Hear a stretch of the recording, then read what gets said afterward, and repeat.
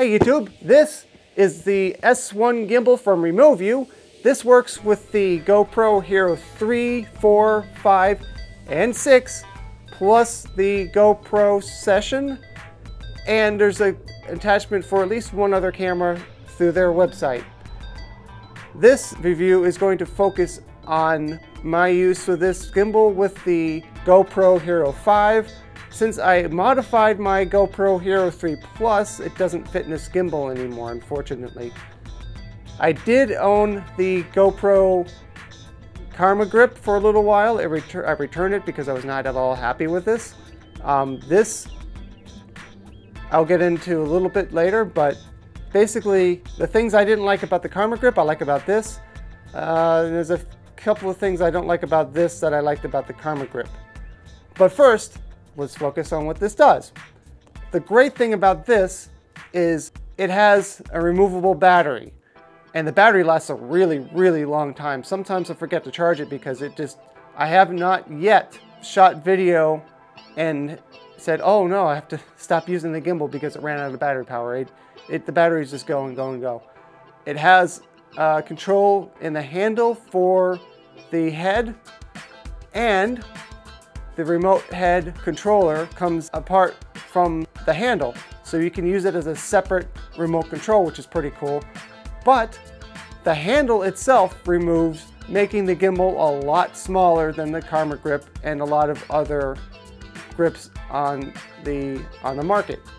It has 3 different modes on it. I'm still kind of learning how to use it better, but it is pan, follow, and lock. The neat thing about this is when you use it in any of those 3 modes, you can use the remote to tilt up and down. Unfortunately, only in lock can you pan left to right, but this is pretty amazing. Now you have a remote head with a remote control that you can mount on a tripod or other accessories and move the camera. Pretty cool bonus. Another thing that's great about this, besides the long battery life, is that it is rainproof and water resistant. Now, this doesn't mean you can go underwater with it. If you did, it most likely would stop working because the manufacturer doesn't claim it's waterproof. And in fact, in the directions, they specifically tell you not to submerge this gimbal. But a lot of gimbals aren't even water resistant and rainproof, so pretty cool. As you would expect, the motors are brushless. Leave a comment below if you know what that means. I did some research and I still don't quite understand why that's a big deal, but apparently it is. The motors are brushless. Now you can also buy extra batteries if you would like. I'm not sure if I'm going to because the battery that came with it lasts so long. It comes with this really nice case, at least the package I bought on Amazon, which will of course be linked below. So if you're interested in purchasing this, please follow that link. The case that came with I believe it is standard though. It also comes with a cap for the gimbal if you remove the handle. And it comes with a strap, so if you're using it off the side of the boat like I was in this shot, if you drop it, it doesn't fall into the water. And of course, in this case, because I was in a boat, it wouldn't just get ruined, it would go to the bottom and nobody would see it again. So that would be bad. I'm really happy with it. The stabilization is pretty amazing. You do hear the motors even after the update, but now is the part of the video where I compare my experience with the Karma grip with this. Now, the Karma grip seems to take corners a little bit better, but that's because I'm still trying to learn the different modes. At first, I only put it on lock, and I had a really hard time going around corners. That's because I was doing it wrong.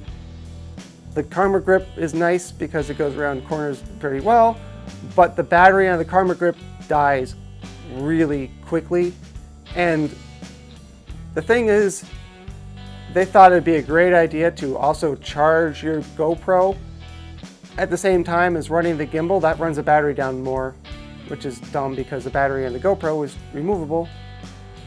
This does not charge your GoPro at the same time, and as I said, the battery is removable. That's part of why it lasts a really long time. The remote battery lasts a really, really long time as well. You'll notice that this remote does not have a way to start and stop recording on the GoPro, which for some of you might be annoying. When I had the GoPro Karma grip, there were some firmware issues that finally got settled right before I got rid of it, and I had to use the buttons on the GoPro, so I kind of got used to that. It's not really that big of a deal for me, really. Now, the next two things are a little bit picky, but it kind of bothers me a little bit. When you open the battery door, the tab to pull the battery out is on the same side as the battery door, which I find it kind of hard to catch. The other thing is the door doesn't automatically latch when you close it. After returning the Karma grip, I did start looking for a gimbal that was better.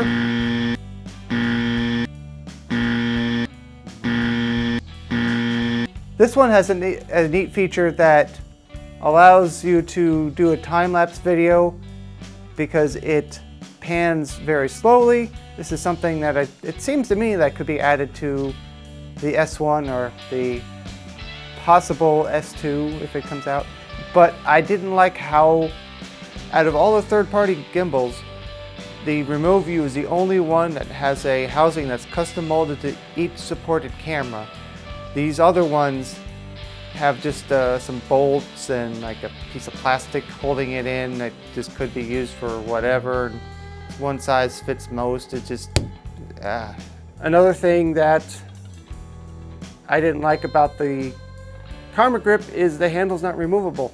In the S1, it is removable, and you can mount it on the dog mount harness, or a lot of places where other gimbals just wouldn't work. So hopefully they're working on an S2. One of the things I don't like about it is that the little nub on the remote, for me, is too small and has some not really sharp edges, but some silicone or rubberized coating on it would be nice.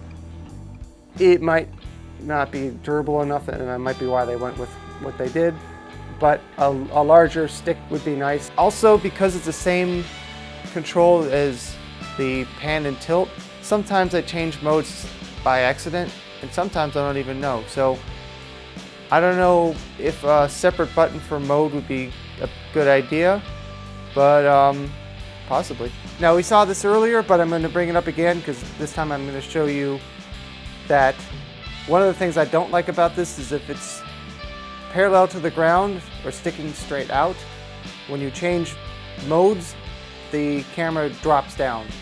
If you hold it upright, it doesn't do that. I don't know why, but it's very annoying, and I wish they would fix that. For someone like myself, I would like to see maybe an app for it, or some way that I can change the settings, because for whatever reason, my brain works better with inverted controls, and I'm constantly pointing this thing in the wrong direction when I'm using it as a remote head. Sure, that's a problem with me, but it would be a nice feature in the future. Overall, I really am happy with this gimbal. As I mentioned, there are a few drawbacks, but there are way more pluses. There are way more things I like about this than I did about the Karma grip, and that's the only other gimbal I've ever used, so that's the only frame of reference I have. I would definitely recommend it. Again, in my personal experience, I would recommend against getting a second battery, at least initially. I have linked below the exact configuration I purchased. It comes with this great little USB powered charger, which charges up to 2 batteries for the gimbal and the remote. And just leave you with a few more images and, well, some outtakes. If you have not subscribed to this channel, please do. I'm trying to get to 1,000 subscribers. Thanks for watching.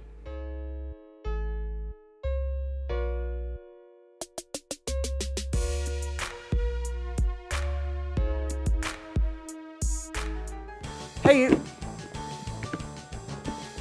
but for this video, Removu 3, 4, 5, 6, and 7, and 100 takes I'm gonna blow before I get it good enough.